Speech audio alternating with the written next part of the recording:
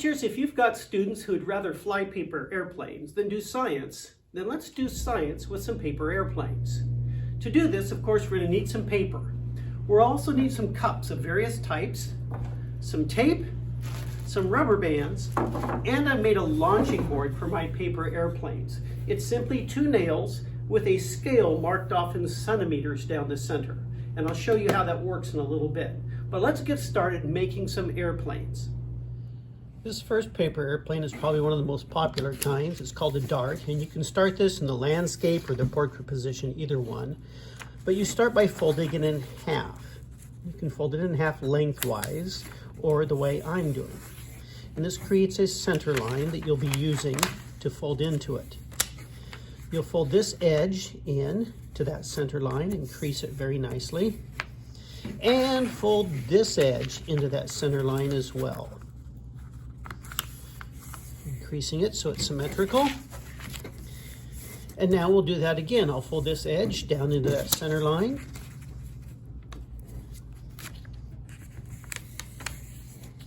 And this edge down to the center line to create a dart shape. In fact, that's what some people call this airplane, is a dart. Then you'll fold it in half, bringing the 2 wings up like that. And then you'll fold the wings down to the base.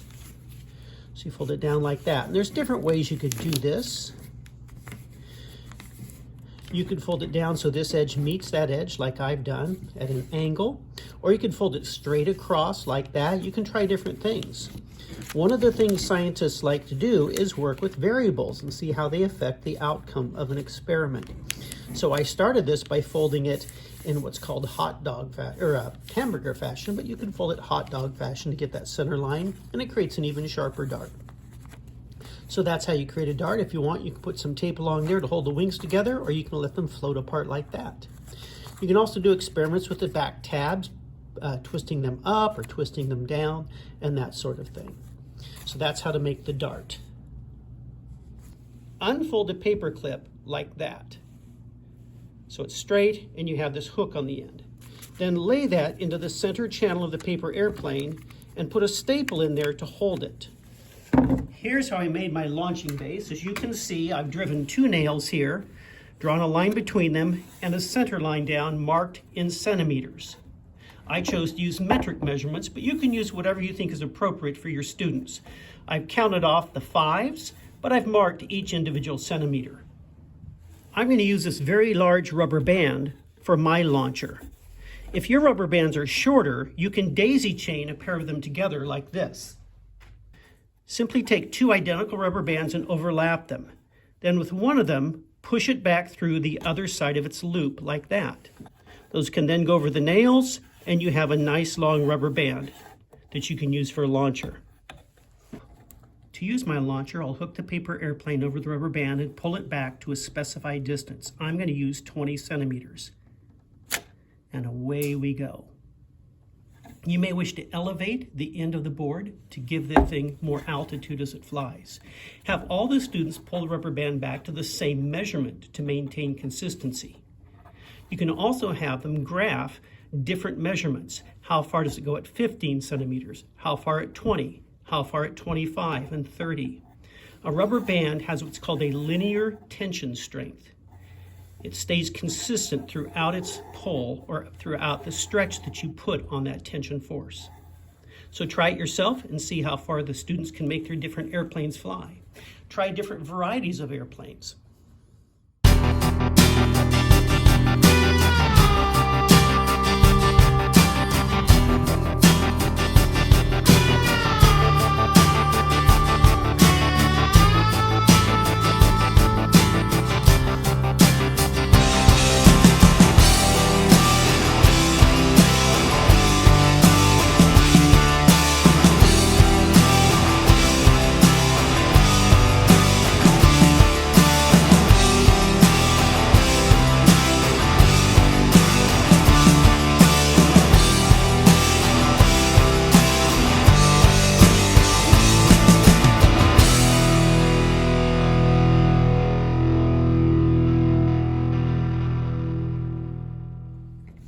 And here's a second kind of airplane that I found very successful at long sustained flights. First of all, I folded it in half lengthwise to find a center line. On the last one, on the dart, I folded it in half widthwise, but I folded it in half lengthwise to get that line down the middle of the paper. And then I start as before by folding these edges into that center line and creasing them very nicely like so. Those didn't meet up very nicely there. I could probably do a little bit better job. That's a little bit better. The next thing you'll do is you'll fold along this line here downward like that. Kind of looks like an envelope now. Next, you're going to take this corner and fold it into that center line about an inch or a couple centimeters above the point. So that's about 1 inch or 2 centimeters. And give it a nice crease. The paper's starting to get more layers now, so you really have to crease that. Do the same thing with this corner. This vertex comes in to meet this one, like so. And crease that side. I'll use my fingernail to get that nice and straight. Then you take this little tab down here and you fold it up, and that locks those in so that it doesn't unfold when you're trying to fly it. After that, it should look like this. Turn it over and fold it up like we did with the dart. Now you're going to fold down the wings, and there's different ways. You can fold them, as I said before, at an angle if you want, or straight. And you decide what you want to try, and then try other folds to see what works best.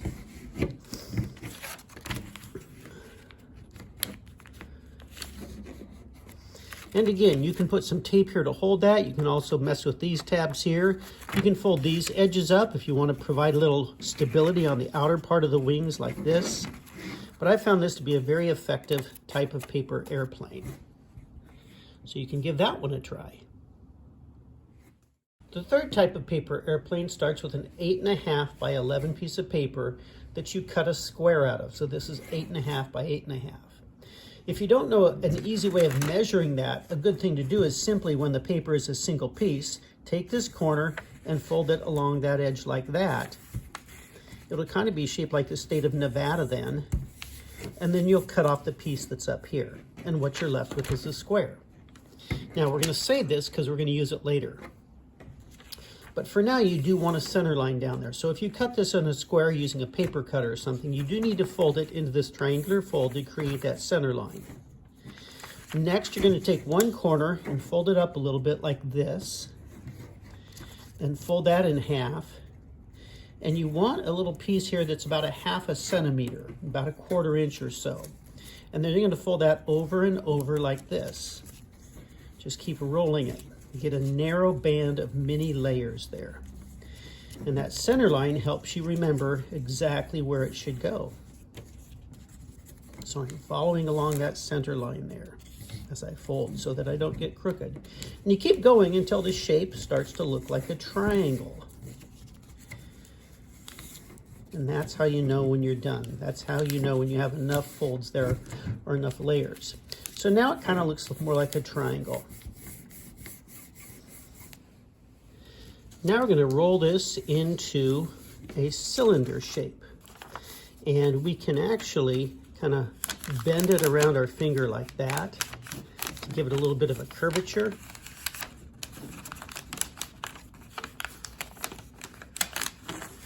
And then we'll bring those two together and tape them like that.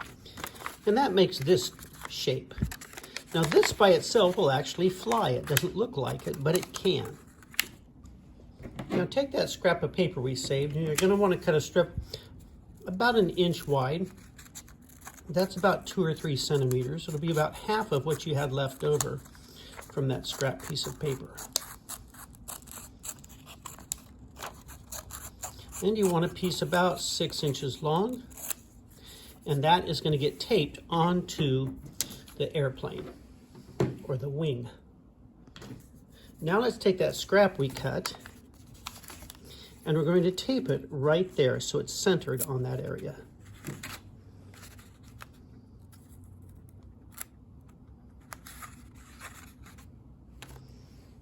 I'll put a little bit more tape on that.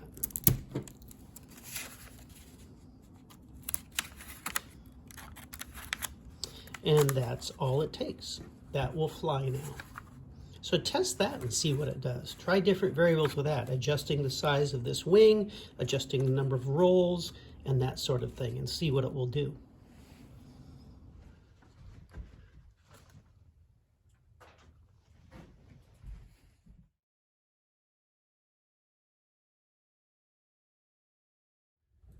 This last aircraft I find the most interesting of all. I can't believe it even flies. It uses a principle called the Magnus effect, which your students may want to research. It's really incredible.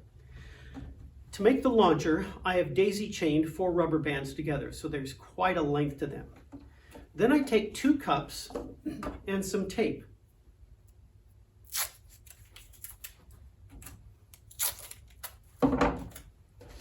And I tape the cups together base to base, like so.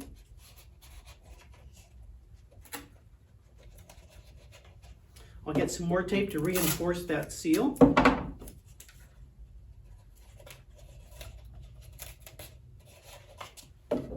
And one more. So now I have these 2 cups taped together like this.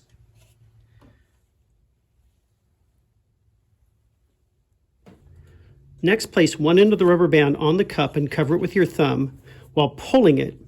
Then stretch the rubber band tight and wind it 1, 2, 3, 4 times around.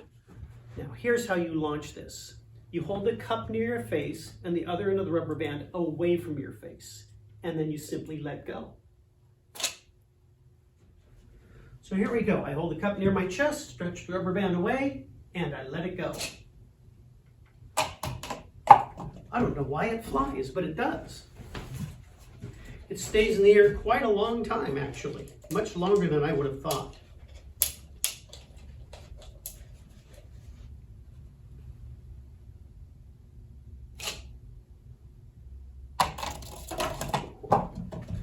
So your students may want to research how the Magnus effect works. It's somewhat related to how a pitcher throws a curveball.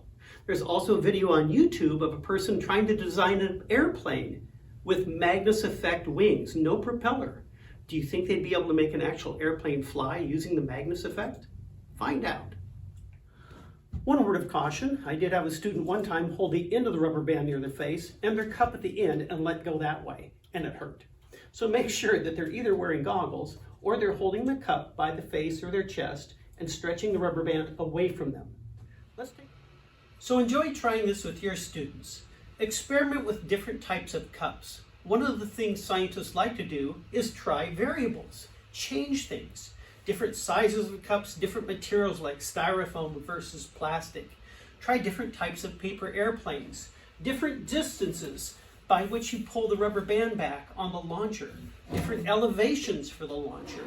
Try different things. See if you can maximize the flight of your airplane or the flight of your Magnus wing. So enjoy doing this week's Science on Flight.